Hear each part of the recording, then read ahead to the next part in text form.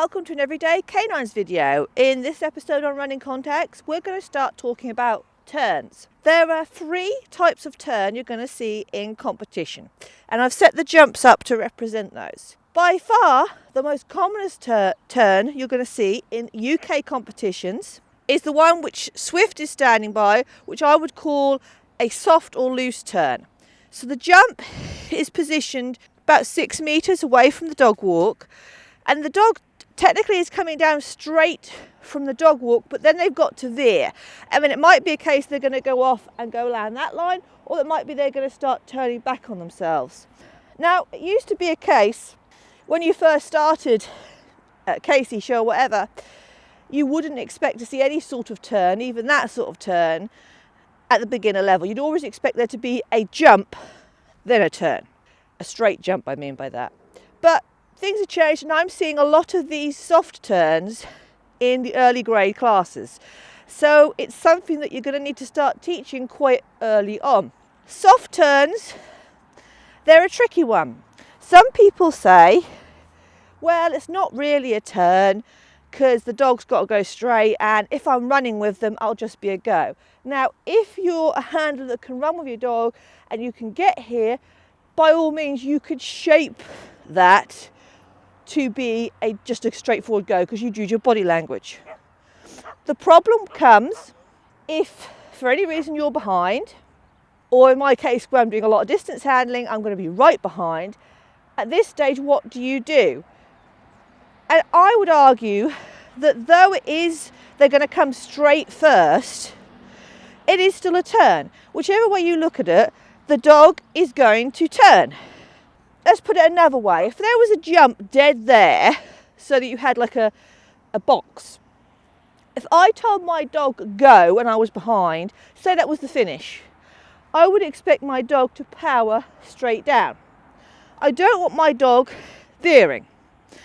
Again, if you were a fast handler, you say, well, it wouldn't matter because I would be there. But there's always situations where potentially you're not. And that is when we have a situation where we've made life easier in the training. But when it comes to competition, actually, we've made things harder for the dog and we lack clarity.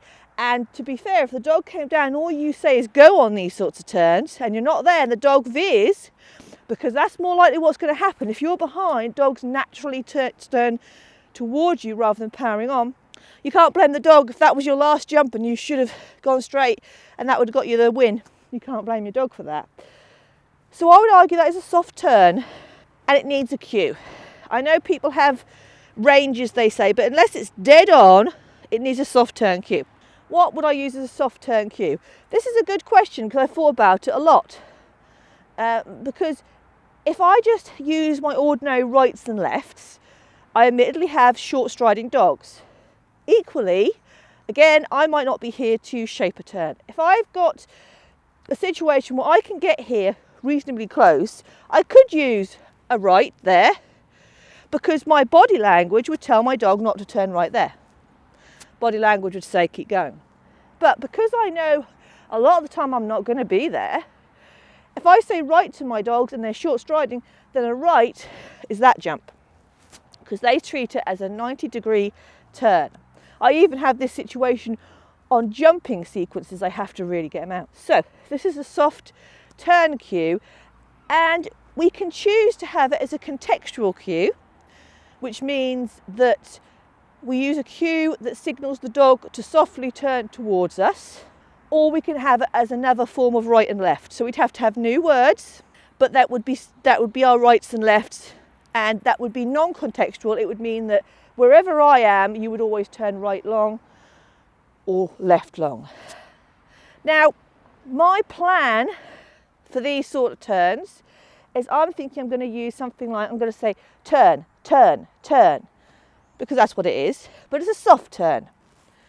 And I'm going to use it as a contextual cue because my thinking is if I'm here and I want them to do that jump, turn, turn, turn. That's what it's going to mean. What happens if I'm here and I need them to go over there and it's a soft turn? I can't use turn. In that situation, I'm going to use my away cue, which I've been developing with Sparrow. And the away cue means turn away from me. and it means turn wide away from me.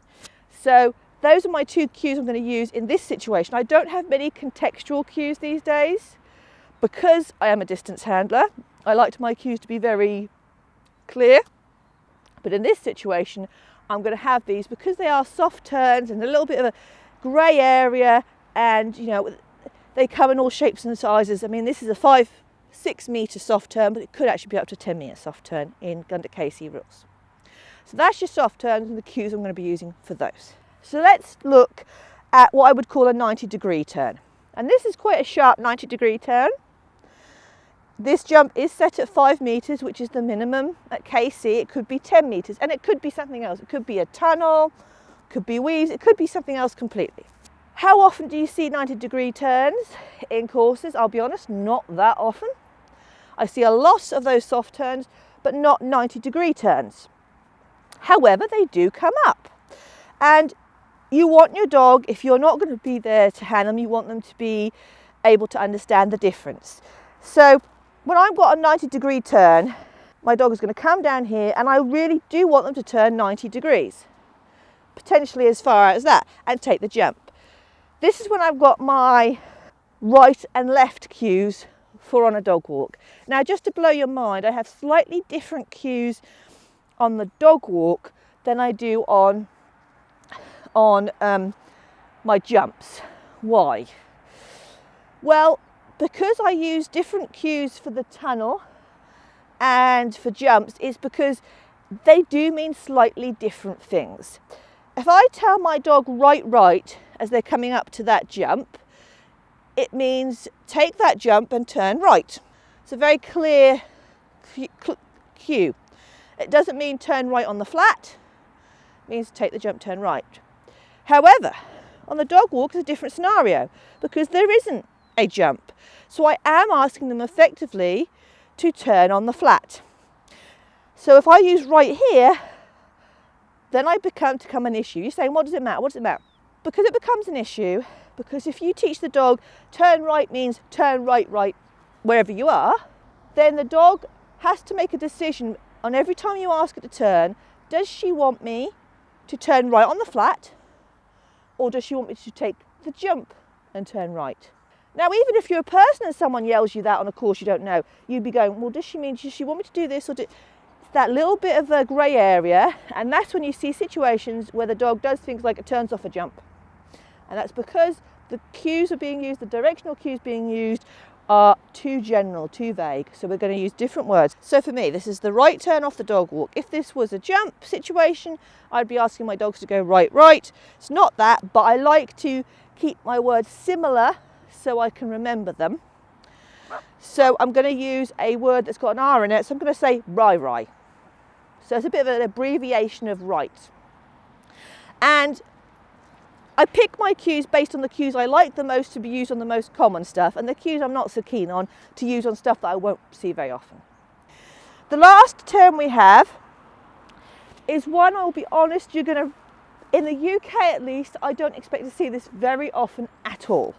And if I did see it, I probably wouldn't expect there to be a jump there. I'd probably more expect it to be some sort of tunnel, asking you to turn back to get through a tunnel or something.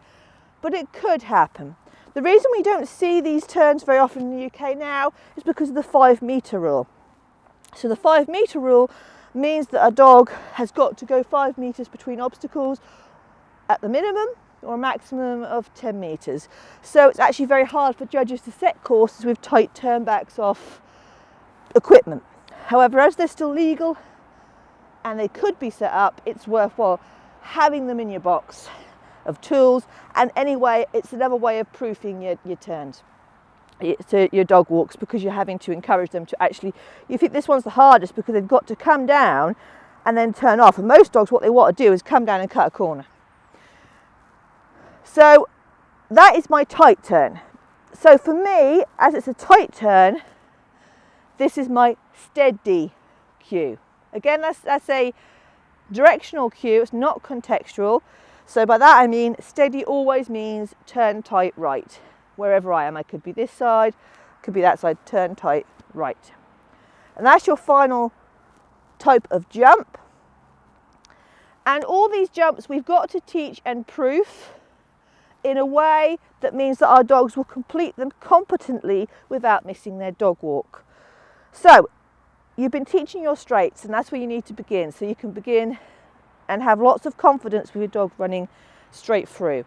Then you're going to start by introducing soft turns, because they're a natural progression. Then we'll start introducing tight turns and even tighter turns. Bear in mind, especially with inexperienced dogs, when you start introducing turns, two things will happen. You may find that you start losing your running contact, because the dog will want to take the straightest line to where it's got to go, so they try and cut. And also they have to, certainly when they get to the tighter turns, they have to collect more. So you may find you lose your straights. The other thing you may find is that your dog stops running on straight, because they start to go, well, that's what, if you've done a lot of soft turns, the dog goes, that's what she wants now. So it's important to make sure you carry on doing your straights. You do some straights, then you do some turns, then you do some straights. You might have a session where you do turns, next session must be straights. And I would say make sure it's really obvious for the dog. So I've got that jump there at the moment because we're doing turns. But when I had my next session, I'd move it slap bang in the middle so it was a straight on go. I wouldn't put a second jump there and ask for that discrimination, because this is going to take a lot of work to create discrimination. And I saw something recently that suggested that dogs find that sort of discrimination when you're training in a training exercise very challenging, and it can actually cause them a lot of confusion. So you're better to train the individual things in separate sessions rather than try and mix it up. I don't know how true that is, but that was a very interesting insight, and it sounds, so something to think about. So there's your 3 types of turns, and the next thing we're going to do is we're going to look at how we can teach them in the next videos. So I hope you've enjoyed this video, and if you have, you might subscribe to the YouTube channel, and you can check us out on Facebook and Instagram. And I hope to see you all again very, very soon.